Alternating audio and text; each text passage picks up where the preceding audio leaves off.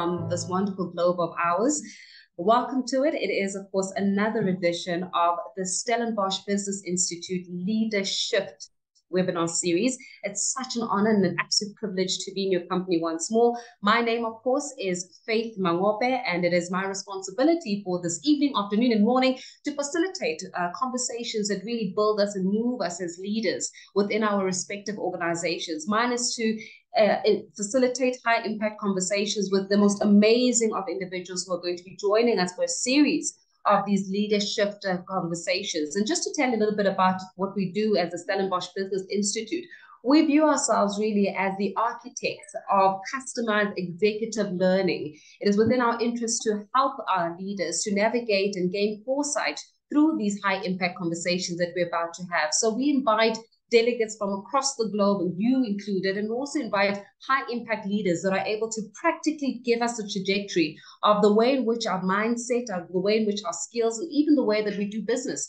is supposed to just navigate and make sure that we're effective enough for this future world. Now, speaking about this future world, I tell you one thing, you're in for quite a treat this afternoon, because joining us for this particular webinar series is none other than Bronwyn Williams. Let me introduce a little bit about Bronwyn Williams.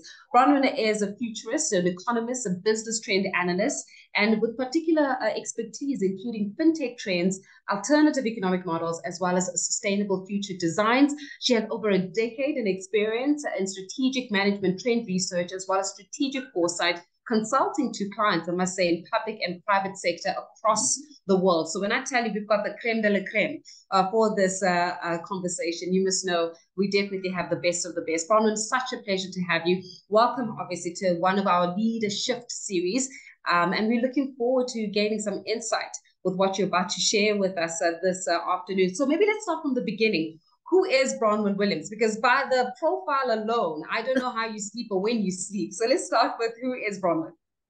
Well, first of all, I suppose the best way to introduce myself is someone who is interested in absolutely everything and how it all fits together. And that's a pretty good way to basically introduce the fact that I am kind of unemployable and ungovernable, which is why I've ended up in the career that I have. I'm not a natural employee.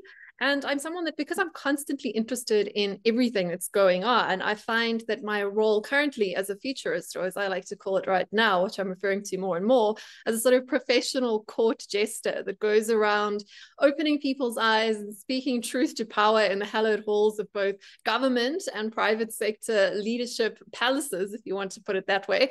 That's basically what I do for a living. And it's a culmination of basically being someone that's read too much, seen too much, traveled too much, and connected too many dots to be in any one particular place for a very long time. So I'm one of the few people, I suppose, that really is an expert generalist, and it's something that takes time. But I mean, I started reading voraciously from when I was very, very small. I had a teacher called Mrs. Reed in what we'd now call grade 4, who challenged us to read 50 books in the course of the year. And I managed to do that within quarter 1. And I got an ice cream and a milkshake for my trouble. And that was the start of all my troubles, right? Because once you start to read, you can't stop. And once you get a taste for knowledge, it becomes a kind of insatiable quest, which has led me to get all sorts of academic qualifications in all sorts of subjects, everything from theology. The very first thing I studied was actually theology, all the way through to marketing, business, economics, philosophy, and most recently future studies, which has really been a place where I've managed to tie together all of my interests, which, as I said, does cover almost everything,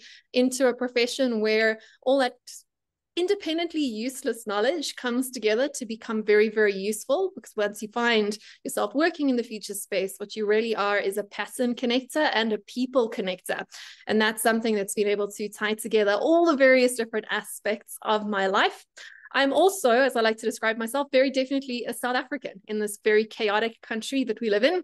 I'm here by choice, not by necessity. And I know that's a luxury and a privilege. But I think that as a futurist and as a South African futurist, it's a very interesting space to be in. And I think that's a critical point of explaining who I am. This is because, as I said, I have spent a lot of time looking at everything and how everything across space and time and different domains is connected. you realize South Africa is at the perfect vantage point to get context in the general direction the world is headed, just due to our very checkered history, due to the fact that South Africa should never have survived, should never have happened. We've been living on the precipice of chaos for our entire living memory, no matter how old you are. South Africa has always been at the brink, and being at the brink also means being at the crossroads and a little bit ahead of what's going on in the rest of the world. That's kind of critical to my philosophy as an individual and as a professional, is this idea that South Africa is a preview and not a throwback to the future of the so-called weird West. That's the Western educated, rich world, rich developed world, which is where the acronym comes from. And I think that our conversations around everything from all uncomfortable things, race and culture and gender identity, as well as issues around the limits of democracy and the limits of social safety nets and the limits of economics and diplomacy, as we have taken it for granted for generations, is something that we're actually ahead of the rest of the world. So I think I'm in exactly the right place to be doing what we're doing. And of course, we're also a cultural mixing pot, which again ties in with my philosophy of everything is connected, and pulling all those threads together is where the exciting things come from. And lastly, a third point as to who I am is I'm also a mother, which means I have a very literal, direct stake in the future. And I think that that's also something that I come back to a lot, both in my personal and my professional life. This idea that being invested in the future that you want starts to create virtuous rather than vicious cycles. We have to be brave enough, be bold enough, and have the leadership for ourselves and those around us to actually invest in the things that we want more of, and not only to hedge against the things that we don't want. I think that's my kind of most recent, if you want to put it that way, sort of philosophical awakening that has defined a lot of the choices I've made in my life over the last few years. And this idea that when it comes to the future, pragmatic optimism, as I'm summing it up these days, is a moral duty. And what is pragmatic optimism? It's not about feeling optimistic. I would naturally call myself to be more of a cynic than an optimist naturally. But pragmatic optimism is taking actions, taking steps that increase the odds of the future you want to happening, rather than being a pessimist in terms of revealed preference by either doing nothing or by investing your time, attention, and energy in running away from things rather than building the things that you actually want. And I think that's a great metaphor for South African society at large. If things feel like they're falling apart, are you going to be part of the problem by running away? Are you going to be part of the problem by supporting the problem? Or are you going to be a pragmatic optimist and take some small steps with the agency that you do have to build the society that you want? And one of the key ways you can build the society you want is by actually investing in a business. Investing in business is very similar to having a child. You now have a stake, not only in the success of the project that you have spawned, to put it that way, if you take me not too seriously there, but you also then have a stake in supporting the society and the community around that project or that person that you have brought into the world. And that creates very robust, virtuous cycles, which we so desperately need in business and in society at large today. And we're going to expound a lot more, especially when it comes to the business front, because I love the book, The Future Starts Now, which we're going to talk about in just a moment. But you were speaking here, there it is, right there. You were speaking a little bit about, pragmatic optimism. And being a futurist, I can imagine, also requires us to say the things that are the most uncomfortable, to say the things that will not make us popular with government sentiment, will also not make us popular with politics, right? Within the political dynamics. Yours is to be able to align to the future, look at what is ahead, and be able to provide some kind of a warning or even some kind of a preparation tool to say, this is the future. If you continue on this trajectory, that's the future that you're facing. And how then do we start navigating that future? That means that in some spaces you're loved, but in other spaces, I can imagine you must be not the most popular person in the room, simply because you bring in the uncomfortable truth.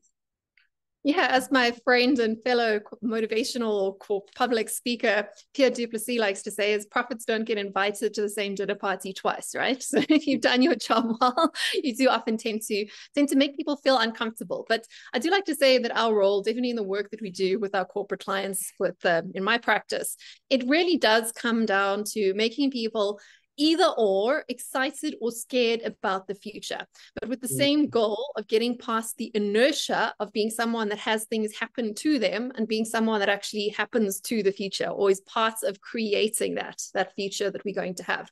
So instead of being a passive passenger in spaceship Earth, which is a metaphor that's often been used around the future of the planet, this idea that we are these passengers and the ship is sort of turning around us and we must just sort of buckle up and wait to see what falls out of the sky, quite literally these days, if you talk about the sort of the rumors of things like missiles that are smart, that are now being able to conduct like remote warfare, or actual aliens coming from NASA. You know, this idea of us being passive recipients of what happens with forces that are outside of our control kind of needs to be challenged. And that's hopefully what we do by getting people either scared or excited enough, or both at the same time, scared about the potential threats and excited about the emerging opportunities, of which there are many, enough to actually take action, to be part of creating that future that we all end up with. And that's also something that I want to address today. Like, my book is called The Future Starts Now, which is a point of massive contention around the more sort of academic futurists or futurologists or foresight practitioners in the space who love to bandy about terms like there's many futures ahead of us, right? We've got all these different choices ahead. And that's right in theory, but in practice, when we wake up tomorrow, we're all waking up in the same world. And that world is constantly unfolding, and it is singular, it belongs to all of us. And we get that future 1 second in the present at a time. That's how it's unraveled to us. But that's not to say that we shouldn't, all of us, be scribbling on that blank page of history that is going to become tomorrow's future, right? And that's basically our mission, is to get people to actually become self-directed enough to use that pragmatic optimism, to have the boldness and the courage to take out the proverbial crayons and scribble on the blank page ahead, a blank page ahead that so many of us feel that we don't have dominion over, that we don't have permission or agency or ability to actually be a part of, which is an absolute fallacy. And it's a fallacy that's perpetuated by people in positions of power and privilege, because of course, if you can get people to believe that they don't have a say or a vote in the future, or if they don't literally vote, which is obviously a question here in South Africa, we see a lot too, of course, then the status quo perpetuates itself. And of course, that is a benefit for those who are incumbents in powerful positions. So I like to challenge those ideas, and I think it's hugely motivating, particularly for entrepreneurs, people involved in startups, people involved in any challenger type of business, are the sort of people that see through that cloud, that go out and do something, that those acts of pragmatic optimism. There's not much more optimistic in this world than opening a business in South Africa today and running it, right? Those are the sort of the heroes that are going to have an outsized say in what the future becomes, simply because they've chosen to exercise agency in a world where exercising agency is a rarity and not a norm. And that's a tragedy. Like, we should all be exercising our agency. We should all be voting very literally at the polls, but also in a more figurative sense, with our time, with our attention, with where we apply our energy and effort every single day. Those small choices sum up to the future that we all have to share, live in tomorrow. Yeah. As you're speaking, Bronwyn, there's so many offshoots that we can get into this conversation, but our distinguished guest, just a note for you, if you do have a question or a comment for Bronwyn, please won't you utilize the chat box, so I'll be able to read out some of those questions for you as well and make some of those comments. Let's keep this conversation as interactive as possible. Please do not be shy. I think that it's quite a treat, Bronwyn, for you to be in this, especially when it comes to this notion around future thinking, and more than anything else, the future starts now. And just to zero in with it, because the future starting now requires a certain understanding of the leadership dynamic that is involved in the future. And just speak to us a little bit about leadership of the future and what type of leaders really are needed for this future that we want to imagine, this future that is better than the present that we're in right now. If the future starts now, what kind of a leader do I need to be so that I am prepared and I am effective for that future? Well, I think first and foremost, it's worth understanding that all leaders are futurists, and that all of us are in fact futurists. In fact, we are future-orientated creatures as human beings. We make anticipation all the time. We anticipate that the day is going to be worth getting out of bed for. We make a judgment call, we get out and off we go and do things. But in terms of leadership, when you start to think actively about leading, using the thinking skills and the mental models that Foresight and Future Studies give us to think more proactively about how we can lead other people into our vision of the future, because that's all the leadership really is. It's seeing a future, whether that's a business, whether that's a project, whether that's building an entire micronation or future state, whatever it is. You have a vision, and then you persuade other people to help you to create that vision, either by hiring employees or by finding investors. You persuade people to buy into your idea of what the future is. So understanding leaders are futurists and leaders claiming that space is, I think, an important first step. But then, of course, we have to understand that even if we are visionary leaders, even if we can envisage a future ahead that we want, and we can get other people to buy into that vision, and we can help lead them to that sort of proverbial promised land, or whatever that business opportunity or idea or growth project is, we still also then have to understand the world as it is. We have to diagnose the mess that is the complexity that is, again, the spaceship Earth that we're all running around on. We have to be able to understand the macro forces and trends that are in play and the reality of the world as it is today. We have to acknowledge the mess if we are going to hope to bend that mess and that complexity towards our will. So not only do you have to persuade people, we also have to be able to separate what are the forces beyond our control that we have to react to, even with pragmatism and with agency, and what are the things that are within our domain of control that we can then use as tools and resources to buy into to support our vision. So that's one of the first sort of steps in terms of foresight and leadership that we have to understand. And that can be spoken about in more sort of academic terms. We talk about things like horizon scanning and trend analysis and forecasting. All of those things are trying to formulate the mess and understand what is going on in the world, what's within our domain of control, and what is not. And that's the first step. Thereafter, of course, we need to actually decide how we're going to react to the things that we can't change. And examples of things that we can't individually change as individuals can be, for example, the major demographic trends of our society. We can't control other people's birth rates. We can't control immigration policy. We might be able to vote to nudge it a little bit in the future, but right now we have to deal with the people that we've got around us. Very similarly, anything that's going on with the climate. We have a small influence in what happens to it in the future, but right now we have to deal with those issues as they are. Same with policy. You have to be able to react to the policy that's determined by other human beings. You have to react to the economic conditions around you. But at the same time, there's many things that are within your domain of control, and that includes the ability to persuade people to help you shape and build the future or the project that you want in the future going forward.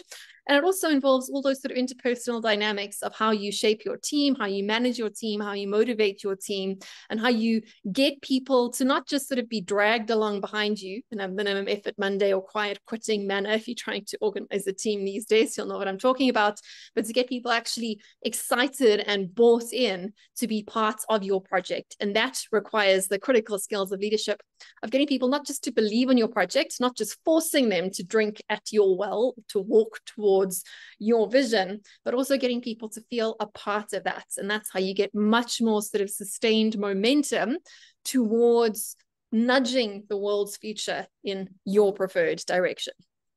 Yeah, you know, I want to labor a little bit on what you said regarding bringing people along so that they are able to journey with you and also to be part of the vision and to be part of the process of foresight. Now, I think, and I make reference to this because I think we never saw this coming. The last time we saw this coming was the time of the Spanish flu in 1916 or so, like that, or 1918, 1916 to 18. And we could have never predicted a COVID-19 pandemic. We could have never had enough foresight to predict that in 2020 we were going to be shut down and on lockdown. So having gone through such a moment of absolute uncertainty where foresight could not have played a role in the things that we can't control and the lessons taken from it, where do we draw the line and where do we strike a balance between making absolute sure that my business, my organization is future-proof, including the unlikely future of potential diseases and shutdown and lockdowns, versus just being a leader that is so paranoid that they become paralyzed by the paranoia and never get to implement the foresight? Where do we actually strike that balance? Yeah, so I think first and foremost, I'll have to challenge you on this thing that we couldn't anticipate that there was going to be a global pandemic. History is pockmarked, to use a metaphor right there, with global pandemics. Many of them, that ended up being much worse than COVID, as bad as COVID was. This is not unprecedented in the history of society. And in fact, many very large organizations had done wargaming and foresight and actually had pandemic ready strategies in place to deal with such eventualities. Most famously was, of course, the war games that involved the likes of the World Economic Forum and the UN. And they do. That's one of the first sort of things that would come up in a wargaming exercise, which is where you play with potential futures. You would think about things like new wars breaking out, new pandemics breaking out, new economic crises, because these are precedented, not unprecedented events. The challenge is that not many people actually did anything about it. Some people would do these things as interest and say, oh, that could happen, that's interesting, and go back to business as normal, which is what most people did. Other people, like you said, can become paralyzed with all the possibilities of things that can go wrong. You can become like a hypochondriac when it comes to all the challenges that can face you in the future, and that can paralyze you. That can stop you from just getting on with your day-to-day life. But there are other sort of pragmatic steps that smarter people can take to hedge against these negative eventualities that you will not have direct control over. And my favorite example there, which of course many people listening to this call might be familiar with, might actually be the sporting event Wimbledon, which of course everybody knows about. They actually took out pandemic insurance. They were one of the only businesses that took out pandemic insurance. Pandemics are not something that nobody had ever heard of before, but they were one of the few live eventing businesses, because it is a for-profit enterprise, however you want to sort of phrase how their actual entity works. They took out pandemic insurance and they were protected financially against that eventuality. But that didn't stop them from doing business as usual. Just a great example of how a little bit of foresight can be a bit of an insurance policy against things going wrong. Now, you don't know what's going to go wrong. There's so many different things that can go wrong, but there are certain things that you can take steps to essentially insure yourself against. But of course, as you said, and as I said again, that danger of becoming paralyzed by just all the possibilities of things that can go wrong is a very real issue. And it's actually, in fact, probably more of an issue. The over anticipation of bad events is probably more of an issue in the day-to-day life of the businesses that I work with than the under-preparedness for catastrophic events. So I would say that that's actually the bigger challenge at the moment. And I think you'd be surprised how resilient people are. And we've all seen that. South Africans are famous, of course, for being very resilient, for being very make a plan, for being, we'll figure out a way around this. We're probably one of the countries that was most prepared subconsciously for events like COVID compared to other countries where the sort of, as I've said earlier, the sort of sense of total chaos and crisis isn't sort of baked into our bloodstream. I would say we actually err too much on the side of anticipating crisis rather than anticipating what could go right. And we can see this evidenced in our economy. You can see this evidenced by underinvestment in businesses, by underinvestment in education, by underinvestment in literal property, right? These are all already acts of hedging and pessimism that individuals and businesses are making every day. They choose to save rather than invest in the next venture, or to invest in that next layer of human capital, to invest in that next degree for themselves.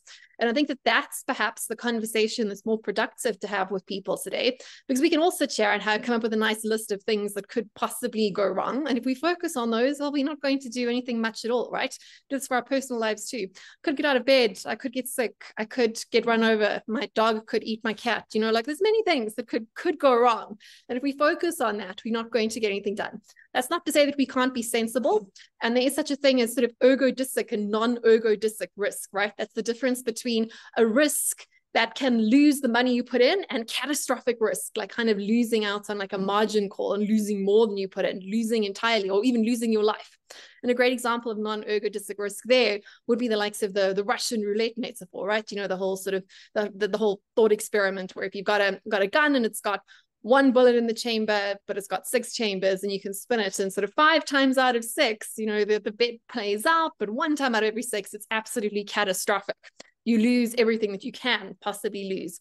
And those sorts of risks, we should be taking steps to guard against the full catastrophe But that's just a case of being sensible. It's about being like Wimbledon, thinking about what you can ensure that you cannot afford to lose, but at the same time, not becoming paralyzed with fear, but also forcing yourself if you are naturally more pessimistic. And we are as a society. Apathy is definitely something we skew towards more than overabundance and over optimism in terms of our revealed preference and how we actually, what we actually believe, which is often revealed through what we do.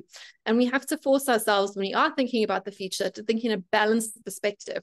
If you are naturally Pollyanna-ish and very optimistic, you must force yourself to think about what could go wrong. But if you're naturally pessimistic, you have to force yourself through the practices of foresight to see where the opportunities are too. We all know fortunes are made in downturns, right? You know, like there's money to be made as the world burns. And quite cynically, there's money to be made setting it on fire too. But that's a whole different story for a different day for the even more cynical among us. But the point is that there's always opportunity. And the exercise of foresight and future thinking when it comes to leadership is about stretching your mind away from where it naturally wants to go all the time, to your domain of expertise, to the papers that you normally read, to the conversations that you have, and the same complaints that you always have with your friends and family around the braai, to thinking about the other things you're not thinking about in a very deliberate, very proactive manner. And that's where the practice of foresight can be valuable to organizations and to leaders in your personal life too. Because remember, if you are a leader in South Africa right now, you're splitting your focus in terms of your family future, your personal future, your children's future, and the future of the business that you're running. And unless you can align all those incentives together, of course, you're going to have sort of fragmented, perhaps over pessimistic choices in terms of where you invest, because you're not fully committed to the community and to the society and the economy that you're building in if you're planning a future offshore for your family and a future onshore for your company, right? So you have to kind of align those incentives there. And again, force yourself to look in the places that you're not looking. If you're naturally dark, look to the light. If you're naturally too sunshiny, think about what could be going wrong too, and find the balance there. There's no and, it's all about and, it's not about all when it comes to these sorts of conversations. And we've got a few questions as well from our delegates, so please do keep them coming. As I said, I'm going to keep this as interactive as possible. Bronwyn, here's one question. Have people become lazy or entitled to decide for themselves what they want, abdicating it to others, only to then complain about not getting what they want? Well, I do think agency, or lack thereof, a lack of claiming agency, is one of the big challenges we see across our society. Agency, like in the whole sort of the Aesop's fables with the frogs and the scorpion king, is that agency, once you lose it, if you don't use it, you lose it. So I don't know if you're familiar with the parable of the frogs who wanted a king. The frogs sat on a log in the Aesop's fable, and they prayed to the gods, and they were like, "Give us a king. We're tired of looking after ourselves. We don't want to make these choices all day long. Like, give us a king." And the gods were like, "No, frogs. Kings can give you lots and lots of trouble, right? I mean, are you sure you want a king?" The frogs were like, "No, we're done. We're done being responsible for ourselves. We really do want a king. Gods, give us a king." So the gods told them again, "Are you sure, frogs?" And eventually the frogs persuaded the gods to give him a king, and the gods gave him a king, and the king was a snake, and the king ended up eating up all the little froggies. It's not a particularly great story, but I think it's one of those things we do need to think about when it comes to agency. If you give it up, it can get replaced or taken by people who don't necessarily have your best interests at heart. So it's a good metaphor for politics and also for business, right? You know, like sometimes rights and responsibility kind of do go together. But I would say that the reason that the little froggies called for the gods to give them a king was not because they were lazy or entitled. I would say it's generally out of a sense of fear, helplessness, or hopelessness that people look to positions of authority to take their agency or to draw their futures for them. To scribble on that blank page of future history on our behalf is often out of a sense of fear and a sense of lack of self-confidence. And I think that I would really caution against writing people off as being entitled, particularly when we look at younger generations and issues of things like voter apathy, or in the workplace, issues of things like lazy girl trends on TikTok. A lot of that is due to the fact that people feel like we're living in this zero-sum world where only the lucky, those that have endowments, those that have somehow cheated, can get ahead in life, right? And that sort of thinking is self-reinforcing. If you are untrusting of other people, if you don't believe that you can get ahead without cheating, you start to either opt out or to try and find ways to hack and cheat the system too, much like the classic economics games, the prisoner's dilemma. This idea that if we work together, we can both get a better outcome. But if I screw you over or you screw me over, there's a chance that I could have much bigger gains than what you get. And that temptation does become quite great in a society where people feel like we only have zero-sum economics around us, that winners take all, that the game is rigged. And I think that those are the sorts of things that as leaders, we should be looking to address, those root causes for the behavior that we're seeing. Behavior that shows people are not bought in to the future visions that are put on the table, or behavior that says that we don't believe that we've got any say or any influence through our actions and through our choices going ahead. I hope that answers the question. Absolutely. And I do see a few more questions that are going to be coming in, which is quite good, actually. But I'd like also to talk a little bit about a community of leaders.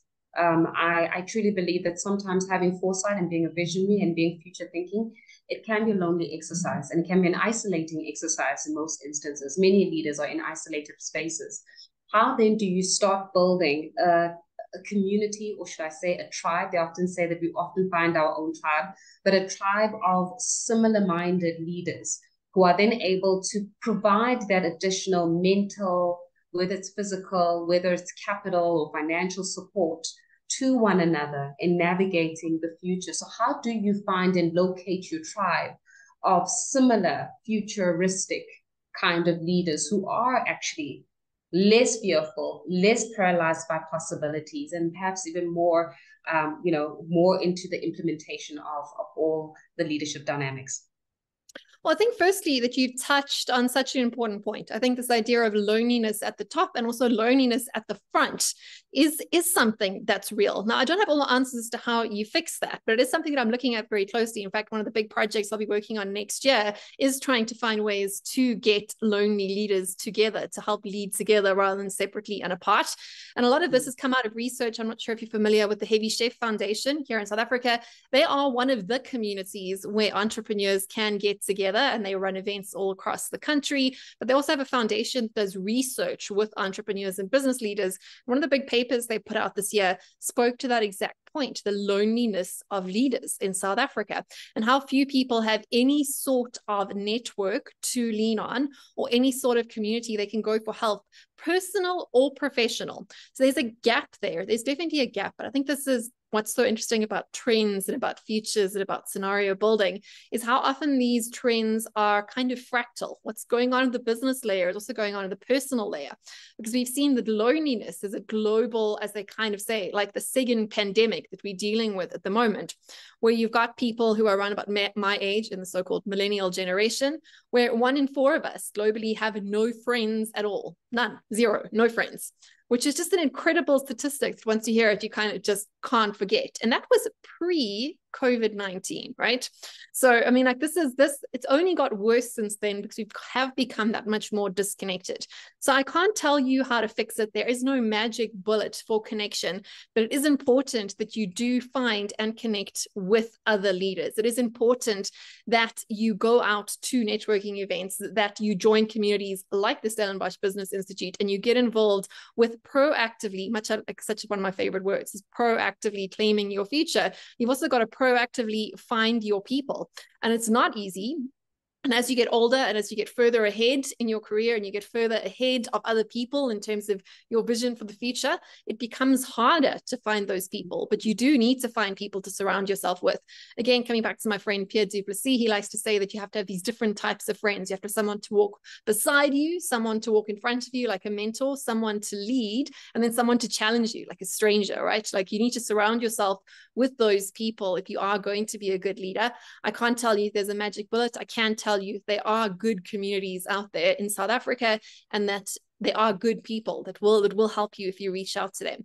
But yeah, I can't tell you there's an easy fix for that. A very difficult one. Our work. I've got another question. I think it's coming in from Albertina saying, any advice on finding truth between so many voices around us and different agendas and versions of the truth? driven by power and financial gain. People get so confused where they just freeze and opt to not take appropriate action. How do we find truth between so many voices around us and different agendas? Yeah, so of course, decision making comes down to judgment, and good judgment is a skill that you can learn. And one of the best things you can do there is to figure out what your own internal biases, also called heuristics, are. Now, there is a lot of pseudoscience around the whole study of psychology and heuristics, so be aware of that. But there are also things that we naturally tend towards. I've spoken about optimism versus pessimism bias. This is something that you will tend towards. You need to be conscious of yourself, know yourself, so that you can counter that. When it comes to listening to different voices out there in the wild, in society out there, I think it's an important point to distinguish between the difference between the wisdom and the madness of crowds. So the madness of crowds is quite well understood. That's when you get a whole bunch of people together and their IQs are divided rather than multiplied, to put it quite frankly. When you get a crowd that turns into a mob and people start acting as at a more sort of animalistic rather than a higher level human thinking, because mob justice and mob mentality is something we understand. But there's a distinction here when we come to the so-called wisdom of the crowds. And this is when you take different people's opinions who have formed those opinions independently and you sum them together, you get a pretty close approximation of the truth. Whereas if you get a whole bunch of people in the room together, get them all riled up, get them all polarized about some political subject, you're going to dumb down the opinion and you're going to come to less truthful answers if you look for a consensus in a vote with a crowd of unruly people all in one place.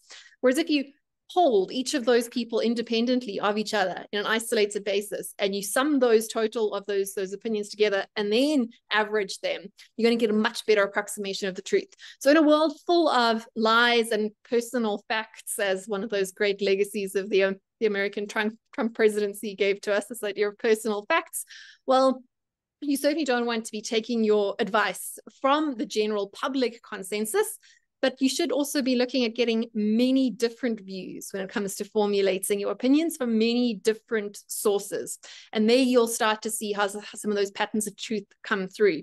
And this is something that's been noted in like sociology on much more and like much smaller scale sort of studies, but it's also been noted in the world of cryptography, where people are trying to get to consensus in various different blockchain networks, and how you can actually come to a pretty good approximation of the truth by polling many people, many computers simultaneously. And I think that the philosophy of the blockchain when it comes to projects like the Avalanche project are very interesting to look at, how these ideas in theory can play out in practice and actually come up with very robust results. So that's not necessarily going to solve your problem or answer your question. Again, unfortunately, the world is messy. People do lie. Everyone has an agenda. But if everyone has their own different agenda, and you're able to have a resource group that you're drawing from that's not homogenous, that actually has what I like to call in my work 3D diversity, which is beyond aesthetic diversity, which is good and required and necessary in an unequal, unfairly distributed society like South Africa. But you also need that other depth of diversity, which comes from differences in ways of thinking, differences in values, differences in religions, differences in upbringing, differences in ways of looking at the world. If you surround yourself with people that are diverse across both those dimensions, you're going to get a much better average idea of what is real, or is close, or you'll zone in on what the truth should be. That's very good. Bronwyn, also when you were expounding a little bit here about, and I want to go back to a previous statement that you made regarding how leaders, we should never think that leaders are not futuristic, because in order for you to be a leader, you need to have some kind of quality of being futuristic. For those of us that are listening into this conversation, I think, I hear you, Bronwyn, but I have not developed that skill to a level where I trust myself and I've got the confidence to implement it, especially in an organizational space where expectations are on me to deliver.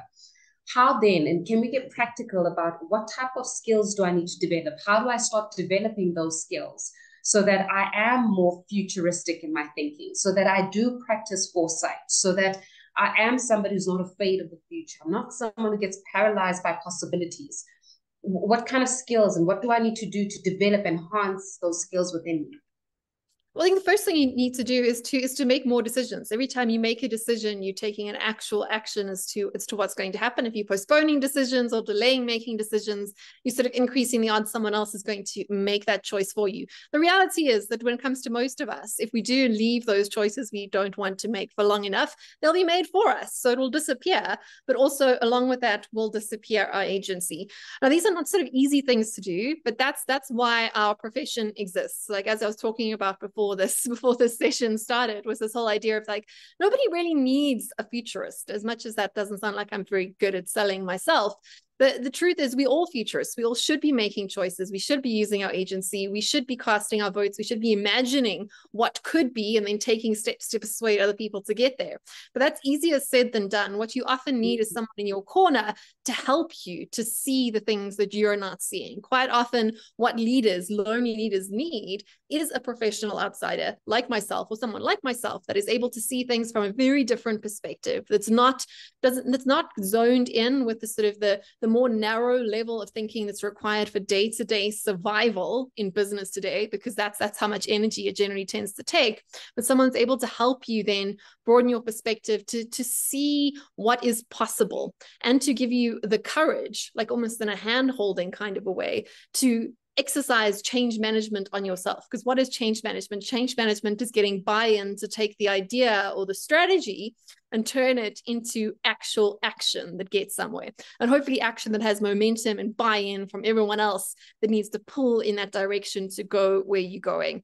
So if you do need help with that, if you feel like you do not sure how to claim your agency, if you're struggling with making decisions, if you're struggling with optimism, then there are professionals that you can bring in to help you move in that direction. Or it comes down to just simply surrounding yourself with people who do stretch you in every different direction. That's also a good way to start. Yeah. There's also a notion of being in such a space where you over consult. You were talking a little bit about how we need to learn how to make decisions and keep making decisions so that we can expound our thinking. But what about those leaders who find themselves in an over-consultative kind of framework where they request the approval of the masses or request the approval of the majority before they're able to make any form of decision? How then do we start speaking to them to say, trust yourself enough, even if it's 3 people? You don't have to consult the 20 to reach one decision. You can just consult the 2 or the 3. How do we speak and how do we get practical with that? Because that could paralyze us as well, over consultation. Yeah, exactly. I mean, the future is created through action, not just through ideas. Ideas inspire action. So stories we tell either get people to move in one direction or another, or to stay put. But still, it's the actions that actually matter. Like, what you're remembered for is what you did, not what you thought about in your head. So you have to get past that point of consulting and discourse and workshopping. And there's many ways to procrastinate. And quite frankly, if you are spending too long workshopping and ideating, it's just very expensive procrastination. It feels like you're doing a lot, but you're not doing very much. Again, I'm not very good at selling myself here, because it's much easier just to say, no, just keep workshopping forever, right? We can take a scenario exercise and extend it over 3 years if you like. And you can justify then not having action. But the future is created through action. It's pragmatic optimism, which is the message that I'm hopefully getting through today. And that is optimism backed by action. That is backing yourself by doing something. And the good news is, but if you're not sure whether choosing path A or doing nothing is the best thing to do, just simply by taking a step towards path A, you are increasing the odds that path A is going to be where you end up, right? This is the same thing with investing in the future in a quite literal or figurative sense again, or having a child or starting a business. By the very act of doing something, you are increasing the odds that that thing will succeed. If you don't do anything, there's 100% chance that that thing is not going to succeed or materialize. Just by simply doing anything, and every step that you take, it then compounds that you are moving in the right direction. So I would definitely encourage you that optimism is action. Otherwise, it's just hope, right? I like it. It's hope and wait. Bronwyn, we have reached, it's so funny how time just speeds up and goes so fast with these series.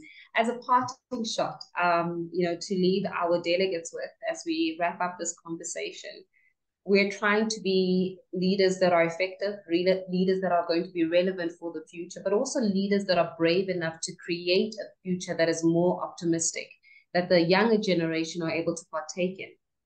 How then do we start championing? Give us that parting word of what do we take home? Where do I start? How do I start?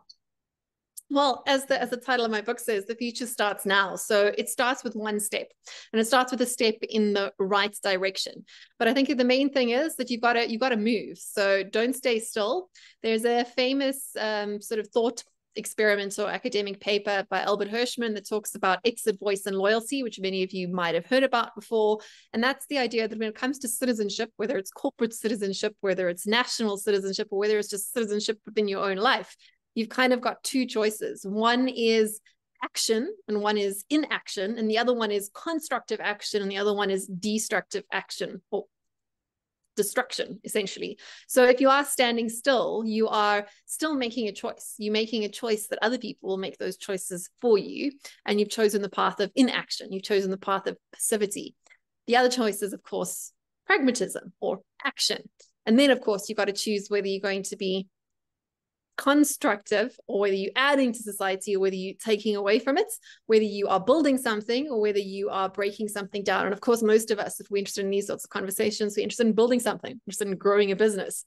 And businesses aren't grown through inaction, and they're certainly not grown through destruction. They're grown through using your voice, which is where the voice quadrant of Albert Hirschman's model comes in, this idea of being pragmatic, taking action and taking positive action and taking that one step towards the future that you want for yourself, for your business, and for your society.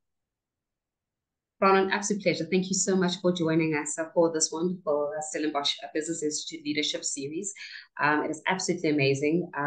You really have been able to encapsulate, especially around the practicalities of what's been happening in our realm. So all the best to you. And I know that we all enjoyed that. I know that we all had a wonderful time listening in and just taking in and soaking in the optimism, so that we're able to be effective leaders. Ladies and gentlemen, we've now come to the end of this particular webinar series. Do not fret, don't worry. Next month, we've also got another series waiting for you. The next one will be happening on in October, close to the end of October. And of course, we'll give you more reasons as well as dates to that one. I think it should be happening on the 26th of October, where you get to join us for another high impact note. And also just an impactful conversation regarding how is it that we get to shift ourselves, and how is it that we get to be leaders that exercise foresight. So all the best in your leadership, all the best in your organizations until we speak again. I think from Bronwyn and myself, as well as the entire team with the Stellenbosch Business Institute. Let's do this again next month.